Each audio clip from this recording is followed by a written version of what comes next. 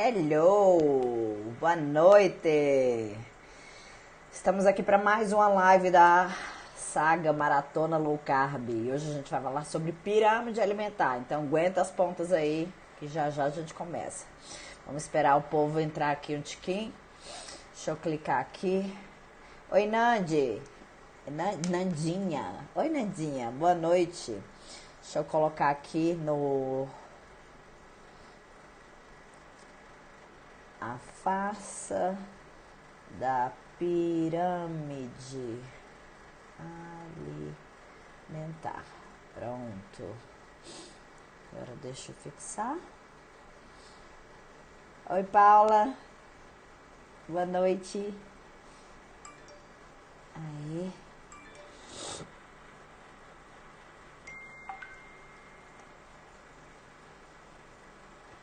Vamos dar um minutinho para o pessoal entrar, para a gente poder começar. Boa noite, gente, hein? Verônica, Raquel, Paulinha, boa noite, boa noite, boa noite. Gente, vamos clicar no aviãozinho aqui e mandar pro povo aí. Clica no coraçãozinho também. Envia aí pros seus contatos, envia aí... Clica no aviãozinho, manda para os amigos, para as amigas, para a gente poder atingir mais pessoas aqui para esta live. Tô clicando aqui, tô mandando para umas 10 pessoas aqui. Isso. Pronto, tá indo. Gente, a forma do Instagram, entendeu? Não sei se vocês entendem muito bem como que funciona essa dinâmica aqui. Oi, Vanja. Entrando só para disparar o aviãozinho, vou depois, muito bom. Não sei se vocês entendem muito bem essa dinâmica aqui do Instagram, mas o Instagram ele entrega, né, o conteúdo da gente se ele achar que é relevante. Então, por isso que a gente precisa clicar no coraçãozinho, por isso que a gente precisa enviar para os amigos, marcar os amigos nas postagens, tá? Isso aumenta o engajamento, isso faz com que o Instagram entregue o conteúdo para cada vez mais pessoas, tá? Josiele, Leide, boa noite. Boa noite, Ruth. Muito bom. Dá um tiquinho aí. E aí, gente, conta pra mim, vocês fazem alguma ideia de onde surgiu essa história de pirâmide alimentar? Essa pirâmide alimentar que a gente segue aqui no Brasil hoje. Eu montei uma aula, né, uma verdadeira aula. Fiz uma apresentação aqui toda bonitinha pra gente poder trabalhar ela. E eu sigo aqui na minha alergia dos gatinhos. Boa noite, Josiele. Bom, conta pra mim aí nos comentários de onde vocês são, quero saber. Fico curiosa, sempre fico curiosa aqui pra saber de onde vocês são. Pra quem não sabe, eu sou daqui de Brasília. A gente tá enfrentando um temporão, um tempo maluco aqui de calorão. Hoje eu não vi a temperatura, mas ontem parece que chegou a 37 graus. Coisa de doido. Guarulhos, Rio Grande do Sul, muito bom. Nova Iguaçu, no Rio. Eita, Rio de Janeiro, bom demais, hein, Jô? Paula de Brasília também, Alessandra de Brasília, Rio de Janeiro, Verônica. Aqui 17 graus hoje. Nossa, invejinha, viu? Porque aqui... Vocês estão me ouvindo bem? Eu tô com o ventilador ligado aqui, porque senão não dou conta, não. Bom, gente, muito quente também. Quem é daqui de Brasília tá sofrendo, né, gente? Águas Claras, também sou de Águas Claras, Paula. Moro aqui pertinho do Pão de Açúcar. Bom, ontem a gente falou sobre o poder da decisão, né? A gente falou sobre a importância de tomar uma decisão e não apenas tomar a decisão de mudar aí de vida, mudar o estilo de vida, mas a gente falou também sobre o agir, né? Eu coloquei lá no grupo do Telegram, vocês pegaram lá no grupo do Telegram o PDF que eu fiz para vocês se localizarem. Alessandra, sou de Vicente Pires, pertinho daqui, né? E também tá sofrendo com calor. né? Então ontem a gente falou sobre o poder da decisão, sobre a ação, obviamente. Falamos sobre fazer as fotos, fazer as medidas, se pesar e definir aí o objetivo desses próximos 30 dias, né? Quem aí já fez? Todo mundo fez? Ó, tô de olho, viu? Depois vocês ficam aí chorando que não tem resultado. Ó, vocês não me ouvem, vocês vão me ouvir quando? Não ouve, né? Então vamos lá. E hoje a gente vai falar sobre pirâmide alimentar, de onde surgiu essa bênção dessa pirâmide alimentar que a gente segue hoje aqui no Brasil, né? E aí eu montei uma aula bonitinha aqui para vocês, que eu adoro essa parte teórica, né? E obviamente em nutrição, em ciência, a gente não pode trabalhar com achismo, a gente trabalha com estudos científicos, né?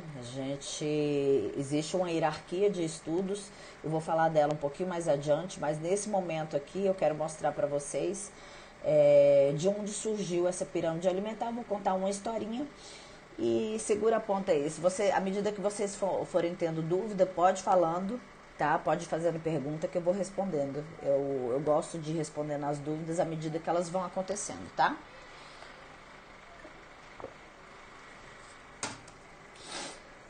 Então, deixa eu virar a câmera aqui.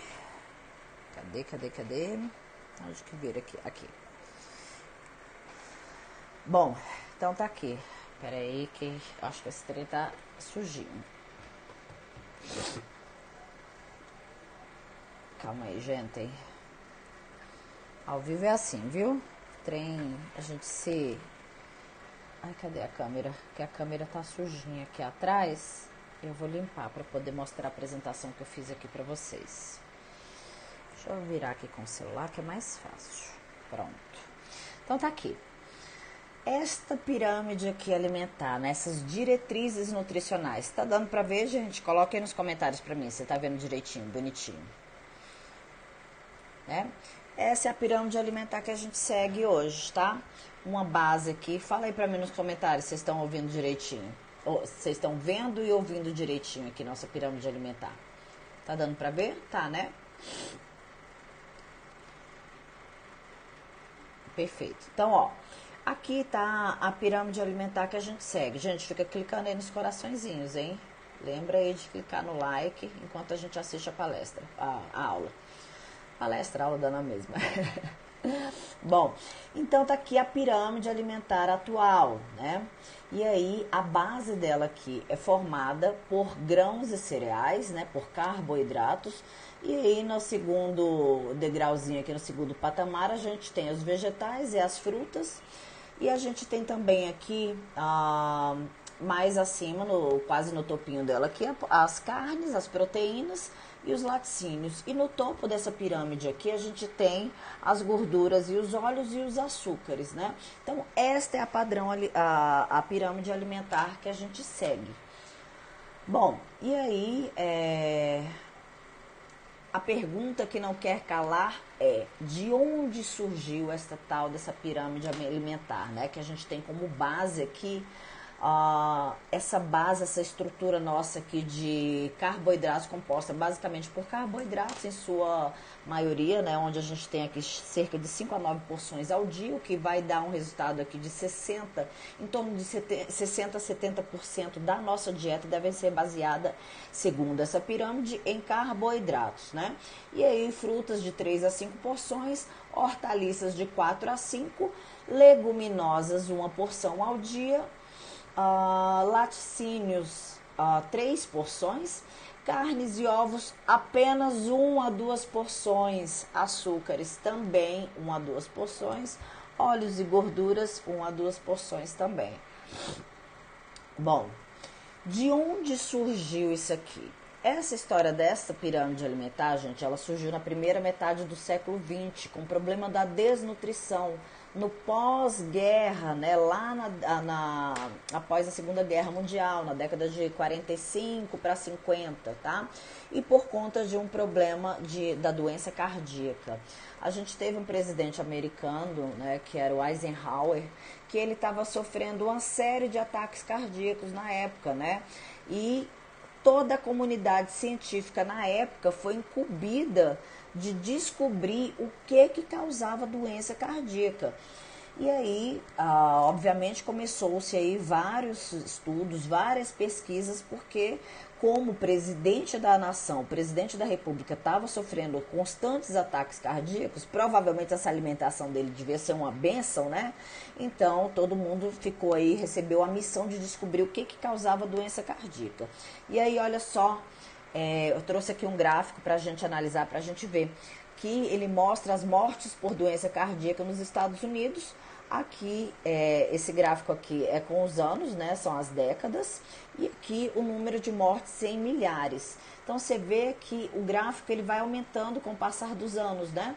Então, aqui 1900, 1910, 1920, então o gráfico ele só aumenta. Bom, considerações importantes que eu quero fazer aqui.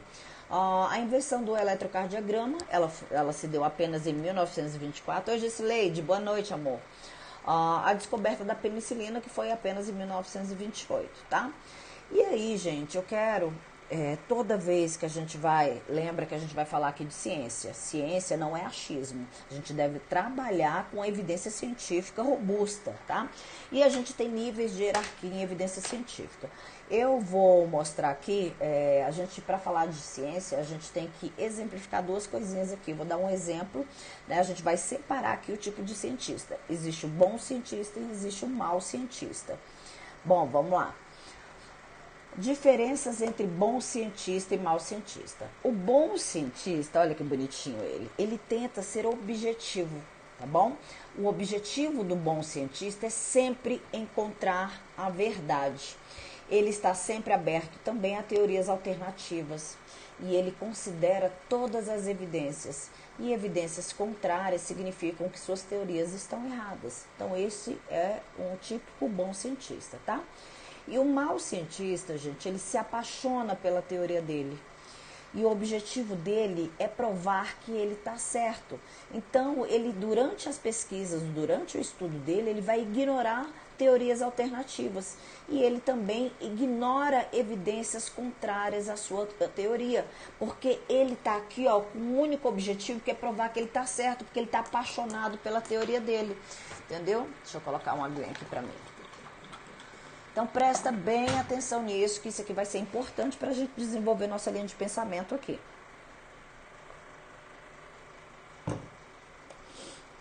Aí, eu quero falar aqui de um estudo que se chama o Estudo dos Seis Países.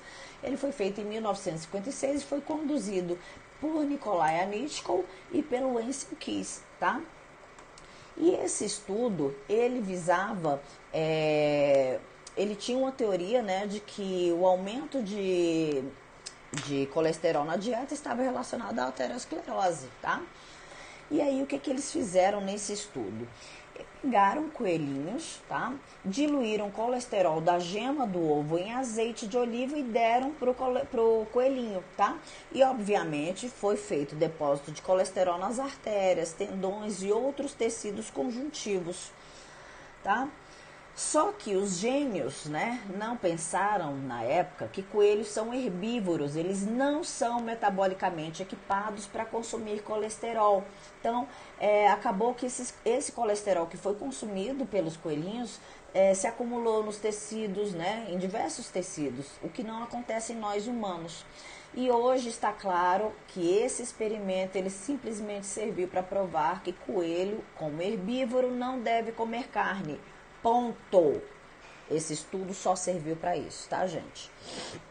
Mas, naquela época lá, serviu, né, ajudou a postular a hipótese, a tese de que colesterol elevado era a causa de seu depósito na parede das artérias.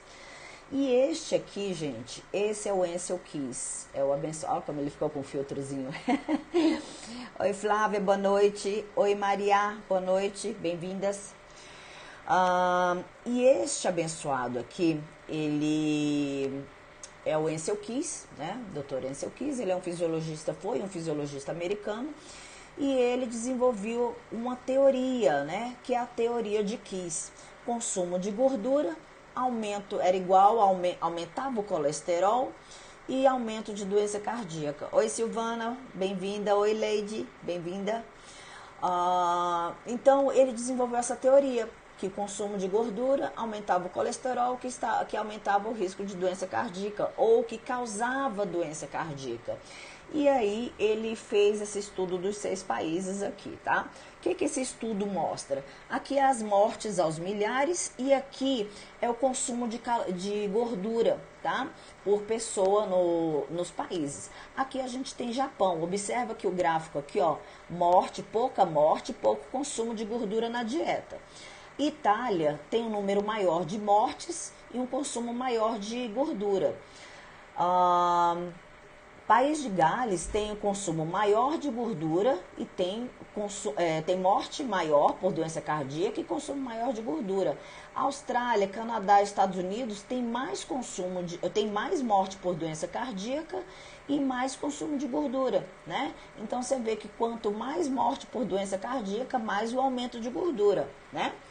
Só que esses dados aqui, quando ele começou a fazer essa pesquisa, ele tinha dados, né? Nessa época aqui, foram feitas, 2 outros cientistas fizeram uma crítica detalhada a esse estudo, salientando que o Ansel Keys ele havia escolhido apenas os 6 países que davam maior suporte à sua teoria, embora houvesse dados disponíveis para 22 países.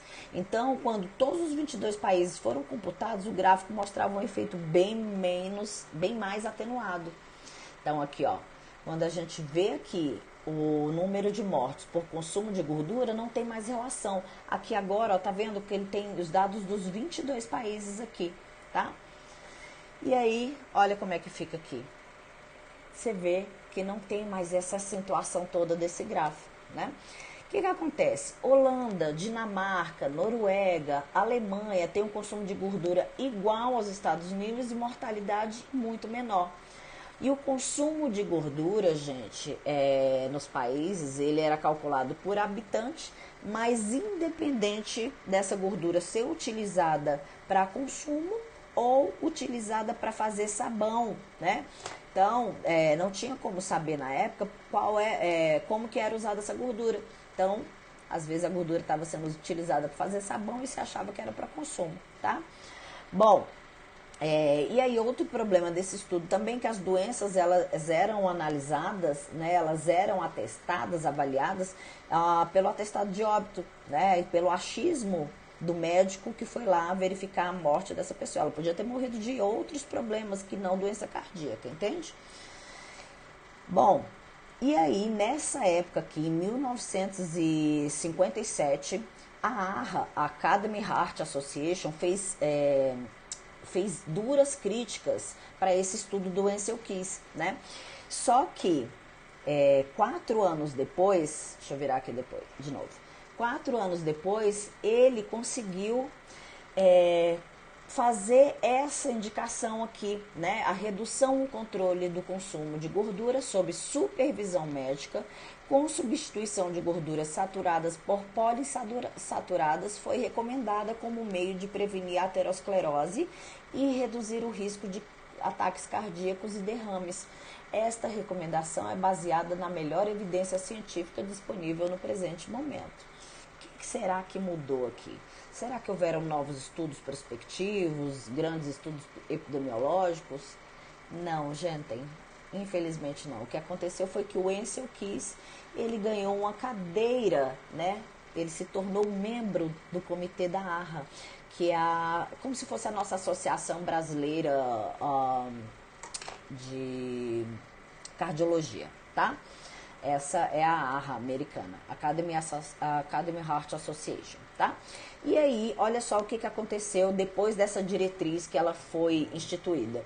As mortes por doença cardíaca nos Estados Unidos. Então, aqui tem o gráfico, né? Aqui são as décadas, os anos, e aqui as mortes aos milhares. Então, você vê que o gráfico, ele só aumenta, certo? E aqui, ó, consumo de manteiga nos Estados Unidos. Aqui mostra o gráfico sendo aumentado em 1919, 24, né? E aí depois, ó, só reduzindo, né? Após à medida que os anos vão passando, o gráfico aqui, ó, de consumo de manteiga nos Estados Unidos, ele foi tendo queda. Chegando aqui a 2004, ele simplesmente despencar o consumo de manteiga nos Estados Unidos. E aqui esse gráfico, ele mostra o consumo de banha de porco nos Estados Unidos, tá? Então o gráfico também só em declínio. Aqui o consumo de gordura animal nos Estados Unidos. Novamente a gente vê o gráfico aqui só em declínio, né? E aí, novamente, a gente vem analisar as mortes por doença cardíaca nos Estados Unidos e a gente vê o padrão contrário, né? As mortes aumentam de acordo com o passar dos anos. E aí, né, aconteceu aqui, foi montado um comitê pelo senador George McGovern, né, que ele era senador na época, montou um comitê de nutrição e necessidades humanas, né, que o objetivo desse comitê era erradicar a má nutrição por conta do problema do pós-guerra, né, e esse comitê ele foi montado por três pessoas, né, vamos colocar assim, especialistas, entre aspas, Marshall Mattis, Alan Stone, deixa eu virar aqui, e Nick Mottern, né? E aí, esses são os responsáveis pela guia com diretrizes alimentares, tá? Nick Mottern, gente, ele era jornalista, ele não tinha nenhuma formação científica e nenhuma experiência em escrever sobre ciência, nutrição e saúde, mas ele acreditava que as suas diretrizes dietéticas iriam produzir uma revolução na dieta e agricultura do país, né?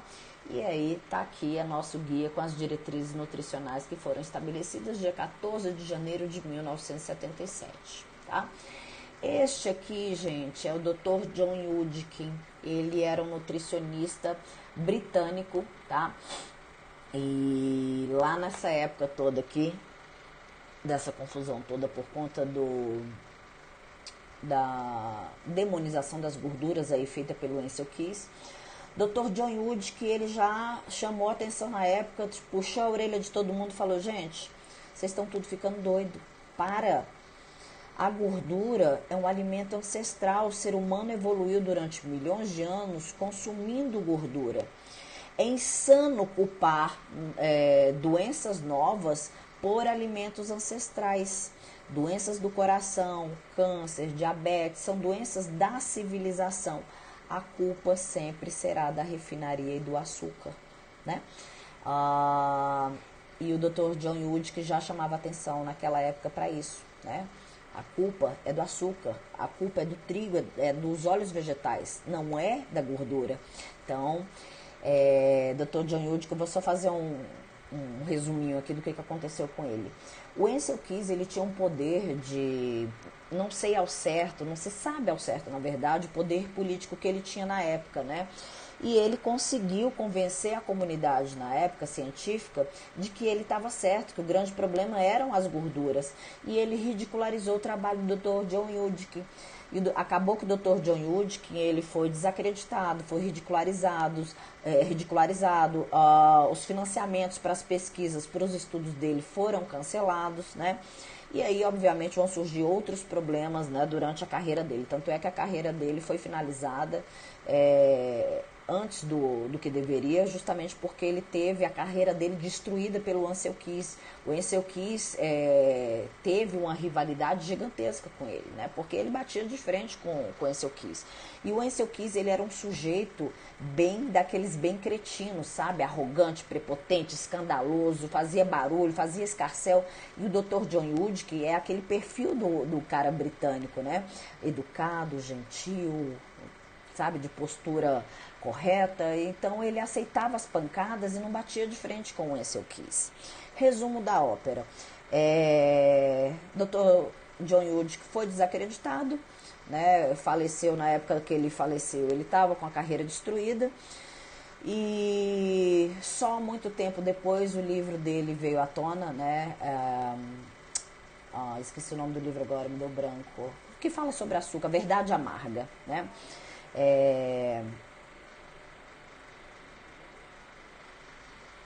Enfim, tá? Então, o Dr. John Yudkin já chamava atenção naquela época para isso. Mas mesmo assim, em 1980, essas guias de diretrizes alimentares foram instituídas, né? E novamente não houveram reações da imprensa, mas dessa vez o The Washington Post, The New York Times saiu em defesa desse novo paradigma a respeito da demonização das gorduras, né?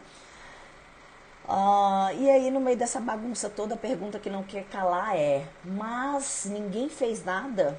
Bom, sim, foi feito. Esse estudo aqui foi o maior estudo prospectivo e randomizado da época, e o objetivo dele era testar a hipótese de que a modificação de vários fatores de risco, incluindo adotar uma dieta pobre em gordura, fosse diminuir a mortalidade. E aí montou-se um grupo controle e um grupo intervenção, né, com alto risco cardiovascular. E aí o grupo controle ele foi orientado a cessar o tabagismo, a tratar a hipertensão, fazer uma dieta para baixar o colesterol, né, menos de 10% de total de calorias vindos de gordura saturada, e a partir de 76 esse percentual foi reduzido para 8%. Colesterol da dieta menor que 300 miligramas, né, que é aquele parâmetro lá. Lembra que hoje esse nosso parâmetro é de 240, hein? Tá vendo que ele já, aqui ó, nessa época era de 300. E 10% das calorias de gorduras poliinsaturadas, tá? Após 7 anos de intervenção, não houve nenhuma diferença estatisticamente significativa na mortalidade entre os grupos. O grupo controle até morreu um pouco menos, mas isso aqui, no estudo, a gente considera irrelevante, porque a diferença entre um e outro foi muito pouco. E aí, obviamente, fumantes, quando considerados isoladamente, morreram mais que não fumantes, isso é óbvio, né? E aí outros estudos foram feitos, onde a gente tinha onde os cientistas tinham o mesmo objetivo, verificar se uma dieta baixa em gordura tinha impacto em doenças cardíacas, né? Níveis séricos de colesterol, incidência de infarto do miocárdio, morte súbita por mortalidade, todas as causas. Então esse era o objetivo do estudo. Nenhuma diferença entre o grupo controle e o grupo que recebeu intervenção foi observada para eventos cardiovasculares, mortes cardiovasculares ou mortalidade total, tá? 4.300 homens, 4.664 mulheres. E o estudo mostrou que não teve diferença entre o grupo controle e o grupo que recebeu a intervenção. Esse outro estudo aqui, com 48 mil mulheres, o objetivo era avaliar o efeito de uma dieta pobre em gorduras na saúde cardiovascular e a incidência de câncer de mama. Mulheres eram orientadas a consumir menos gordura e mais frutas e vegetais. Não houve nenhum efeito significante em nenhum dos desfechos: câncer de mama, todos os cânceres, doença coronariana, conjunto das maiores doenças crônicas ou mortalidade total. Conclusão: após uma média de 8 anos, uma intervenção dietética que reduziu o consumo total de gordura e aumentou o consumo de vegetais, frutas e grãos não reduziu o risco de doenças coronariana, derrame ou doença cardiovascular em mulheres pós-menopáusicas. Só que um desses estudos, gente, que era feito pela National Heart, Lung and Blood Institute, testava o efeito de uma droga. Presta atenção nisso aqui, ó, que isso aqui é importante. A colestiramina, tá? Os pesquisadores concluíram que essa droga baixava o colesterol e diminuía, ainda que muito pouquinho, o número de mortes por doença cardíaca, mas era muito pouco mesmo, tá? Era coisa assim de 0,6, não chegava a 1%, tá? Foi nesse ponto que os defensores das diretrizes se fixaram. Se uma droga que baixa o colesterol diminui mortes por doença cardíaca, diminuir a ingestão de colesterol deve também diminuir as mortes por doenças cardíacas, ignorando as diferenças entre os dois processos, tá? Bom, e aí nessa época aqui, segura esse assunto aí que a gente vai falar disso aqui já já. E aí, ó, nessa época aqui, esse estudo feito pela NHLBI, né, a National Heart, Lung and Blood Institute, o pesquisador disse na reportagem da Time que os resultados indicavam fortemente que quanto menos colesterol e gordura na sua dieta, mais reduz-se o risco de doença cardíaca. E aí, gente, isso saiu na capa da Time em 1980. Então, assim, foi formado o consenso de que gordura na dieta era responsável pelas doenças cardíacas, pelo aumento de colesterol e aumento de doenças cardíacas, tá? E aí, as diretrizes nutricionais aqui foram estabelecidas, né, novas diretrizes estabelecidas para valores de colesterol total. Então, teve uma redução de 240 para 200 miligramas por decilitro. E aí, olha este painel de especialistas envolvidos na nova diretriz, tá?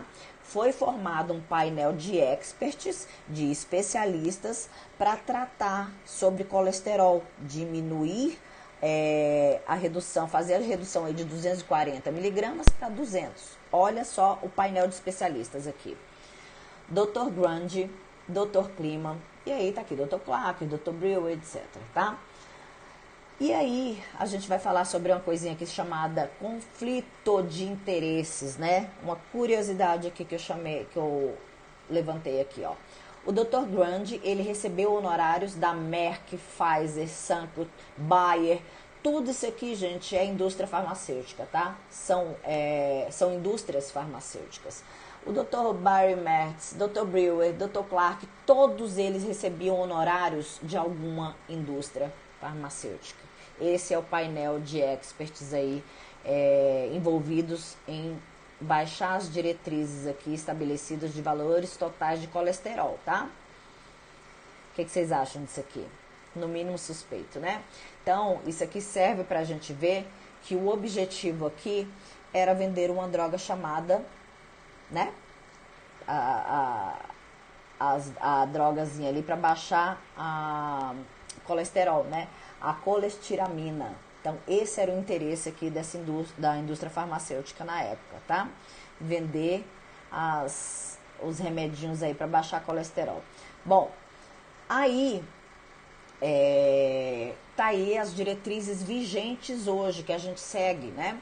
Então, ela é formada aí de 40% a 65% de carboidratos, de 20% a 35% de gordura e de 10% a 30% de proteínas. Então, a base da nossa dieta aqui, ó, tá ali, ó, cereais, pães, tubérculos, raízes de 5 a 9 porções, frutas de 3 a 5, hortaliças de 4 a 5 porções, leguminosas uma porção, carnes, ovos, gente, olha isso que absurdo, 1 a 2 porções, leites e derivados 3 porções, açúcares de 1 a 2 porções e gorduras de 1 a 2 porções, tá?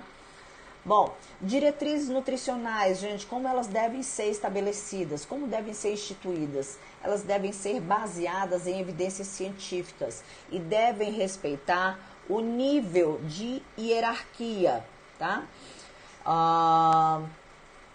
E elas devem estar sempre que possível entre os níveis 1 e 2. Isso aqui é o nível de evidência científica por tipo de estudo, tá? Então, aqui, ó, nível 1A é a revisão sistemática de ensaios clínicos controlados e randomizados, que foi esses que eu mostrei aqui agora, tá bem? E lá embaixo, nível D5, o nível de evidência científica é a opinião de especialista, ou seja, que foi o que aconteceu lá com o Ansel Keys, né? Então, olha aqui o nível da situação que a gente vive hoje, da demonização das gorduras que foi feita, né? Graças a Deus a gente está vivendo uma época aqui onde muitos mitos que a gente acreditavam ser verdades, né, na nutrição estão caindo por terra. Deixa eu mostrar aqui de novo. Então, houve uma diferença significativa nos grupos que diz respeito a peso, HDL, triglicerídeos, pressão arterial, favorecendo a dieta low carb. Dietas low carb são mais eficazes após 6 meses e são tão ou mais eficazes do que dietas de baixa gordura em reduzir o peso e risco cardiovascular em até 1 ano. Então, isso aqui, ó, é uma revisão sistemática de um ensaio clínico randomizado, tá? Ela fez a análise aqui entre dietas de baixa gordura e dietas de baixo carboidrato. Outro estudo aqui, né, onde ele fala, ó, uma meta-análise com dados de 1.141 pacientes obesos mostrou que a dieta de baixo carboidrato é associada com a redução significativa de peso, IMC, circunferência abdominal, pressão arterial, triglicerídeos, glicemia, hemoglobina glicada, insulina e proteína C reativa, assim como aumento do HDL, LDL e creatinina, não se modificaram de forma significativa, tá? Aqui, gente, a gente tem aqui, ó, as consequências cardiometabólicas da substituição de gordura saturada por carboidratos ou gorduras ômega 6. Ômega 6 são os ácidos graxos inflamatórios, tá? Poliinsaturadas, que são ricos nas gorduras poliinsaturadas. E as diretrizes dietéticas entenderam tudo errado. Então, em resumo, os benefícios de uma dieta low fat, particularmente uma dieta que substitua gorduras saturadas por carboidratos ou ácidos graxos tipo ômega 6, né, que são os poliinsaturados, são seriamente questionáveis. As diretrizes nutricionais deveriam avaliar a totalidade da evidência e reconsiderar fortemente suas recomendações da troca de gorduras saturadas por carboidratos e gorduras ômega 6 poliinsaturadas. Bom, e aí eu trago aqui vários estudos mostrando sempre a mesma coisa, né? Fazendo a comparação entre dietas low fat e dietas low carb. E a conclusão é sempre a mesma, gente. A dieta mediterrânea é dieta low carb, tá?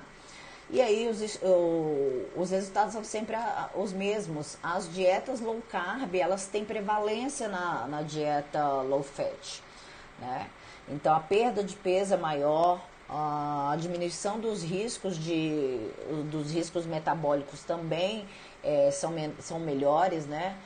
Enfim, tá? Eu não vou me aprofundar muito nisso aqui, mas o fato é que todos esses estudos e alertas não serem levados em consideração acarretou, né, o que a gente está vendo aí hoje, né? Efeitos não previstos dessas diretrizes que foram instituídas. Então a gente vê aqui, ó, o aumento de peso pela população, aumento de doenças crônicas, né? E tá aí, baixou-se o consumo de gordura e aumentou-se o número de doenças crônicas e mortes por doença cardíaca. Tá? Todos os estudos mostraram isso. E tá aí o resultado dessas diretrizes que foram instituídas. Uma verdadeira epidemia de obesidade, diabetes, hipertensão, câncer e muitas outras doenças crônicas pelo mundo. Tá aí. Esse é o resultado da pirâmide alimentar e da demonização das gorduras. Você arrasa, Maria, bem explicado, eu tô amando. Que bom, fico feliz. Vocês gostam desse formato, gente, de fazer aula assim, de mostrar a apresentação no PowerPoint, de mostrar estudo científico? Vocês gostam disso? Coloquem nos comentários. Porque às vezes eu fico preocupada se vocês não acham técnico demais, se não acham chato demais. Mas o que eu acho importante é o tal do matar a cobra e mostrar o pau, sabe? E ainda mostrar a cobra morta, né? Porque é aquilo que eu falo, em ciência a gente não pode trabalhar com achismo nem com opinião de ninguém. A gente tem que provar. E a gente prova com evidência científica, né?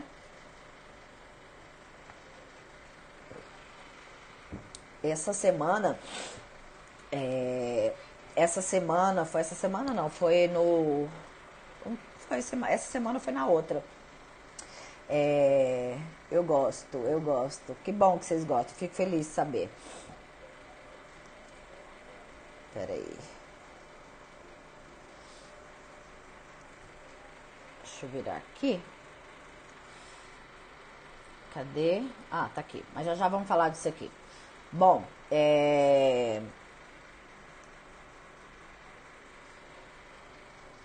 então, o que acontece?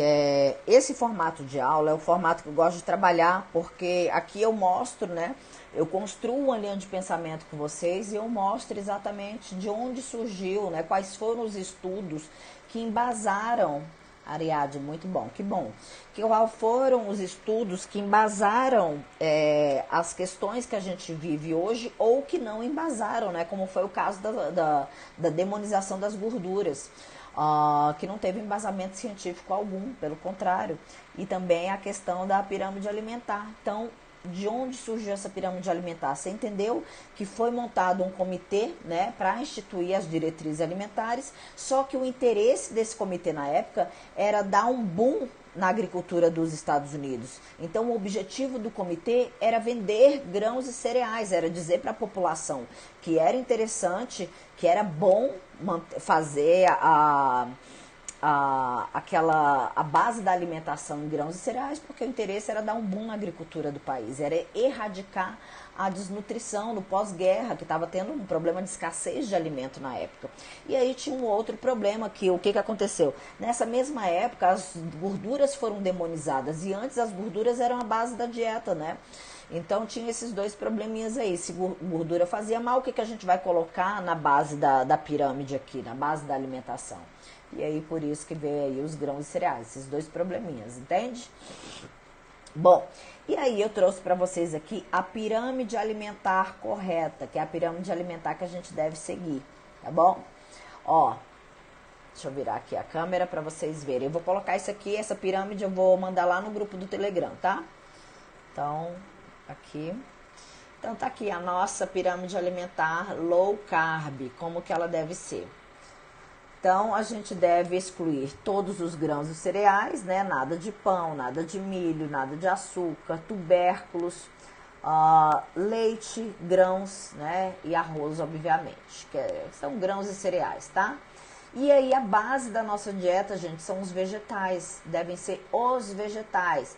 Abobrinha, chuchu, brócolis, couve-flor, que mais? Todos os vegetais que crescem acima da terra, abóbora, tomate, cebola, etc, tá?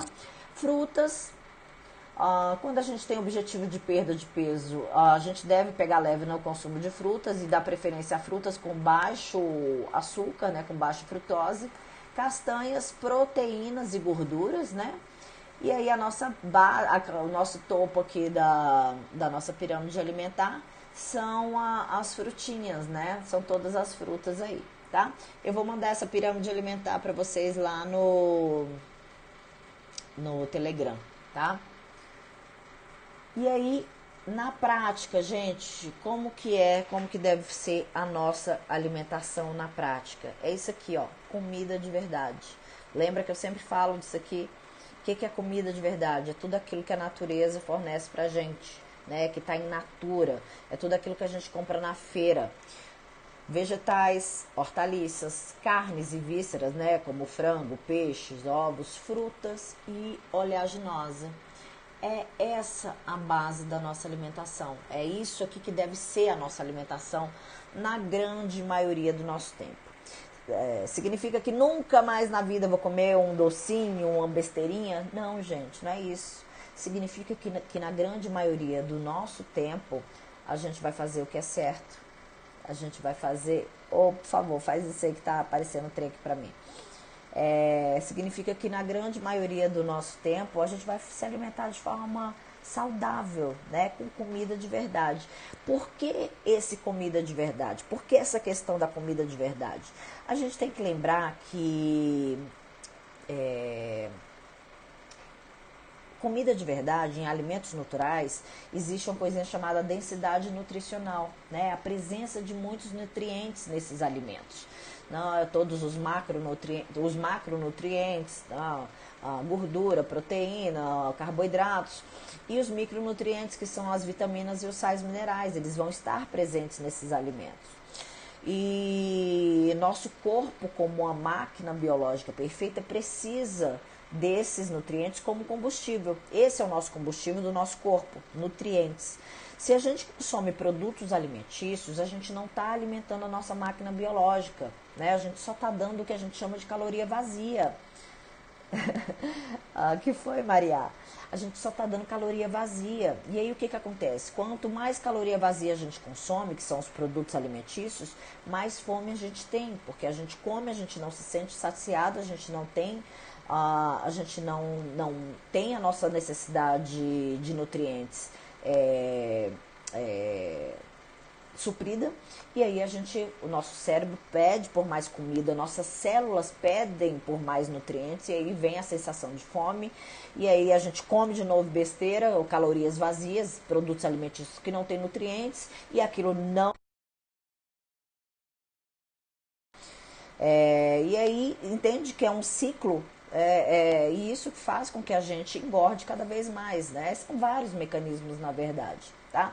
Mas esse é o principal motivo da gente se preocupar em consumir alimentos naturais, o que a gente chama de comida de verdade, por conta da densidade nutricional. Deu para entender? Coloca aí para mim nos comentários se você tem alguma dúvida, que eu tô aqui, eu já respondo. E o que vocês acharam da live? Deu para entender tudo bonitinho de onde surgiu essa tal dessa pirâmide alimentar? E a partir de agora, meu convite, meu desafio aqui com você é implementar a pirâmide alimentar low carb, tá bem? Então é o nosso desafio aqui do dia. Coloque aí nos comentários quem topa o desafio. Ontem a gente já teve um desafio que foi o desafio das medidas, né? Se pesar, tirar medidas e restringir o consumo de carboidratos. Hoje o nosso desafio é comida de verdade. Flávia, live ótima, perfeito. Que bom, gente. Fico feliz que vocês tenham gostado. Fico muito feliz mesmo. Então, é isso aí. Quem tá comigo nesse desafio? Coloca aí nos comentários. Tamo junto! Deixa eu pegar mais uma aguinha aqui. Então, é isso, né? Amanhã, nossa live de amanhã, vamos falar sobre... Cadê? Não tá aqui na... Deixa eu abrir aqui, que eu tô com o cronograma aqui no computador da live de amanhã. A live de amanhã, acho que é benefícios da dieta low carb e cetogênica. A gente vai falar sobre os benefícios. Falamos aí da demonização das gorduras, falamos sobre... Olha a Terezinha aí. Muito bom, gente, isso aí. Cadê? Só um minutinho, deixa eu abrir aqui o cronograma, tá? Vou abrir aqui o cronograma pra gente ver o que vai ser amanhã. É isso aí, amanhã é benefícios da dieta low carb e da dieta cetogênica. Amanhã a gente vai falar de forma mais profunda sobre todos os benefícios da gente fazer dieta low carb. Porque ontem a gente falou aí do poder da decisão, hoje já falamos de como foi demonizada essas gorduras na década de 50. Falamos da pirâmide alimentar e amanhã vamos falar dos benefícios. Combinado?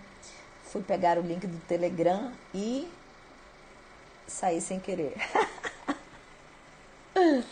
Oh, meu Deus. Me manda um direct que eu te mando o link do Telegram. Manda aí. Ah, você foi pegar o link do Telegram, Raquel, pra colocar aqui? Não entendi. Ou pra entrar? Foi pra entrar? Eu mando pra você, me manda um direct aí que eu te mando o link, tá? Bom, gente, então é isso, tá? Vamos tirar um print aqui. Como é que tira um print? Me ajuda, gente, a tirar um print aqui. Momento print.